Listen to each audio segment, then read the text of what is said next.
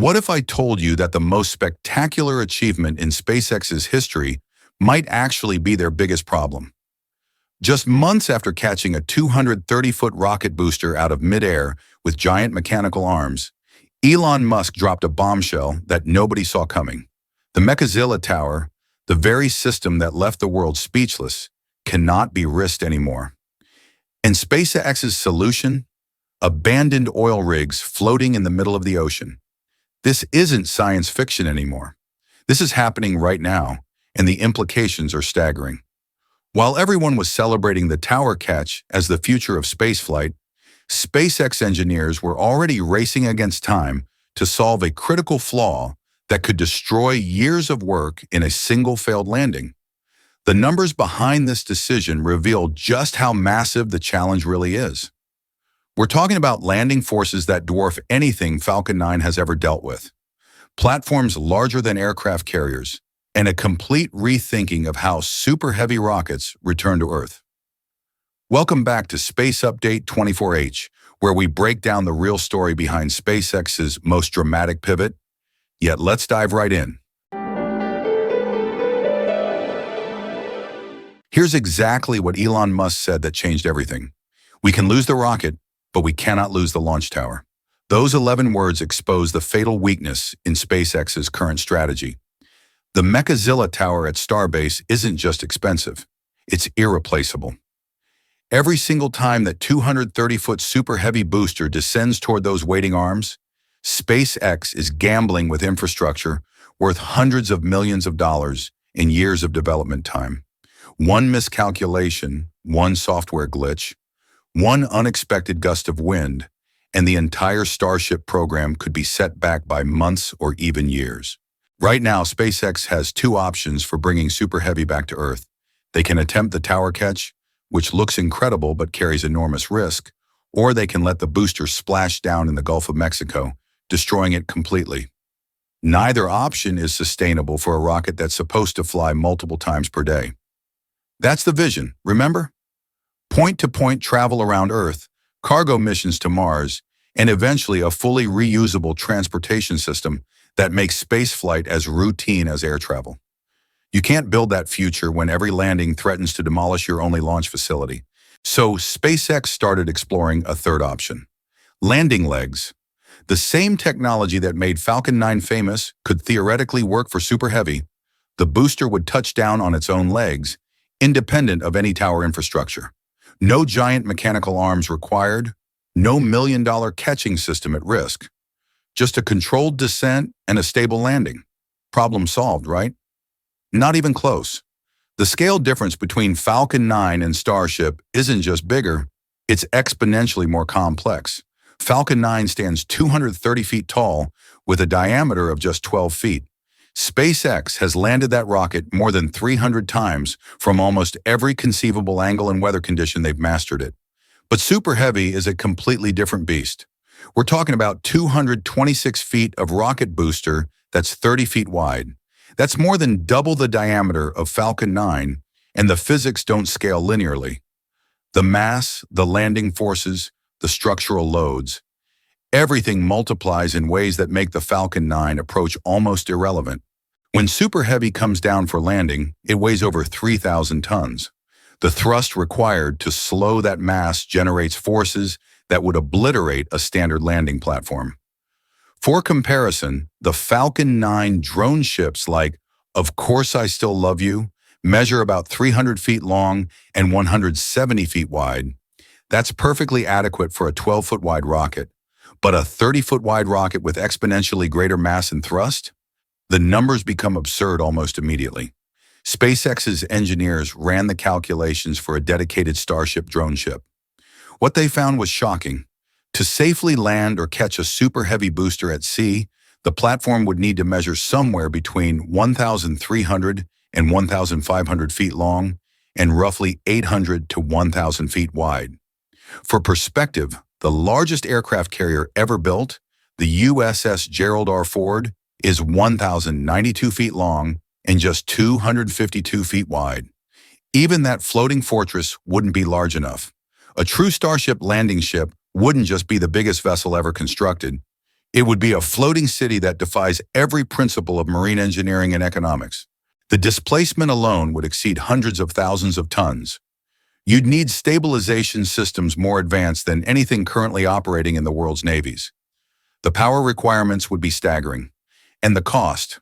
Conservative estimates put it at several billion dollars with a construction timeline stretching across an entire decade. SpaceX would spend more money building a single landing ship than they've spent on the entire Starship program so far. The math simply didn't work. But then someone on the SpaceX team had a different idea.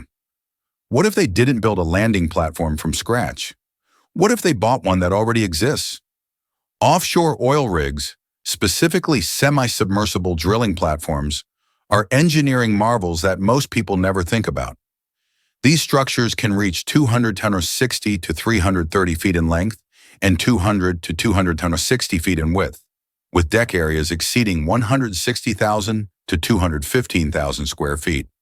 More importantly, they're designed to do exactly what SpaceX needs: remain stable in the middle of the ocean while supporting thousands of tons of equipment. Semi-submersible rigs work by floating on enormous pontoons that sit below the waterline. Most of their mass stays submerged, which dramatically reduces movement from waves and weather. They can displace between 50,000 and 100,000 tons and regularly support drilling equipment that generates forces comparable to rocket landings. These platforms were purpose-built to handle extreme loads in harsh marine environments. In other words, they're almost perfect for what SpaceX has in mind. In 2020, SpaceX acquired 2 decommissioned semi-submersible oil rigs for approximately $3.5 million each. They named them Phobos and Deimos after the moons of Mars. That $7 million total purchase price is a rounding error compared to the billions a custom-built platform would cost. Of course, buying the rigs is just the beginning. SpaceX needs to reinforce the deck structures to handle rocket thrust, install catching or landing systems, add fuel storage and integration facilities, and transform what was once a drilling platform into a mobile spaceport. But even with extensive modifications, the total cost will be a fraction of building something new. These offshore platforms solve multiple critical problems simultaneously. First, there's the noise issue. A Starship launch generates over 180 decibels of sound pressure. That's enough to shatter windows and cause structural damage to buildings several miles away. Even the landing burn of Superheavy produces sonic forces that make residential areas uninhabitable during operations. By moving landings far offshore, SpaceX eliminates the noise problem entirely. There are no neighbors to complain when your launch pad is 20 miles out in the Gulf of Mexico. Second, offshore platforms enable SpaceX's ultimate vision for Starship: point-to-point transportation around Earth. The plan is to use Starship as a hypersonic passenger vehicle capable of flying from New York to Shanghai in under 40 minutes, but you can't land a rocket that size in the middle of Manhattan or downtown Beijing. You need dedicated offshore spaceports positioned near major cities, but far enough away to ensure safety. Phobos and Deimos are the prototype for that global network. And here's where things get really interesting. While SpaceX races to solve the Superheavy landing challenge, their Falcon 9 program continues to absolutely dominate the launch industry. The numbers are staggering. In 2022, SpaceX flew 61 Falcon 9 missions. In 2023, they pushed that to 96 launches. In 2024, they reached 134 launches, accounting for more than half of all orbital launches worldwide. And in 2025, they've already surpassed 133 missions with months still remaining in the year.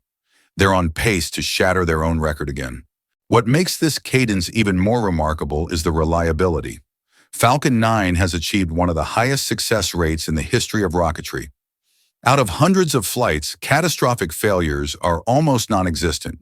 Booster landings have become so routine that they barely make headlines anymore. SpaceX has now reused boosters and fairings more than 300 times, a milestone that no other organization on Earth has even approached.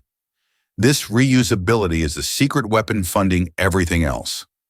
A fully expendable rocket traditionally costs tens of millions of dollars per launch, but SpaceX's marginal cost for flying a reused Falcon 9 booster has dropped to approximately $15 million.